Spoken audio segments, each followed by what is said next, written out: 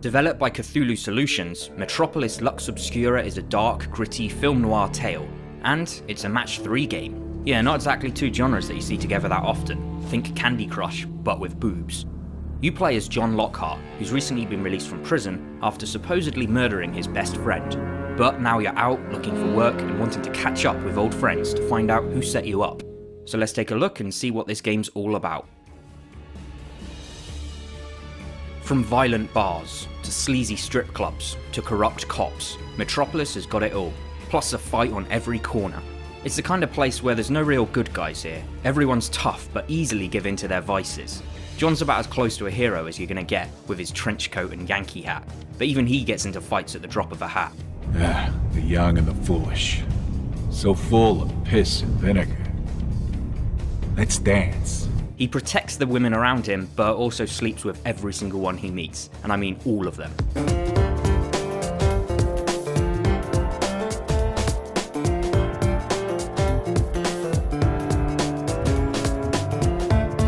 When you win a fight, you get to choose a new perk that makes you stronger, but even these are things like a morphine addiction or an anger issue. So the only way to get stronger is to develop a new bad habit. It's great.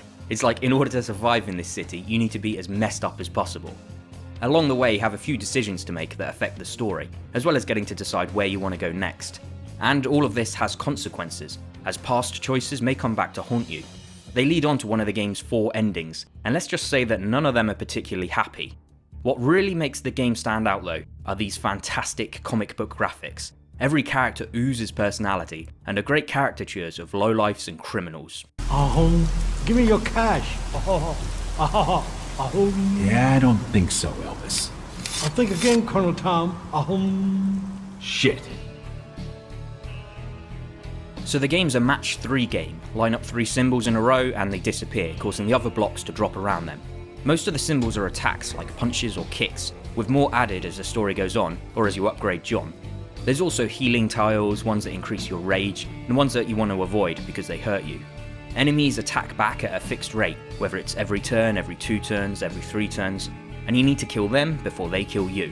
Sometimes you need to fight multiple opponents, one after the other, all on one health bar. While a lot of it is down to luck, there is some strategy involved. Matching 4 or even 5 tiles does way more damage, so you try to figure out and set the board up to let you do this. Sometimes, even though defeat may look a sure thing, if you carefully plan your move, there's often a solution to get you out of trouble. You can take your time or play it at a fast pace. It's up to you, and the game allows both. The game is incredibly short, and after only a handful of fights and a couple of decisions, it's over. Now, things do vary depending upon the choices you make, and it's definitely worth going back and trying to do things differently to see what else can happen and try to get all of the endings. But even doing this only takes a couple of hours.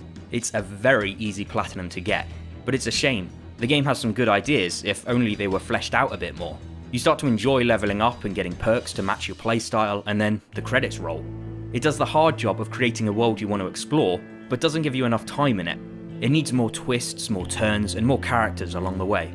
It also could do with some slightly more original dialogue. If you've seen any old detective movie, then you've probably heard most of these lines and inner monologues from main characters before. You gonna die now, old man. I cannot tell you how many times I've heard that cocky little sentiment. It may be worth picking this game up for a day of fun and for that easy platinum, but it's probably best to wait for it to come up in a sale. And don't let the kids play it. Until next time, thanks for watching.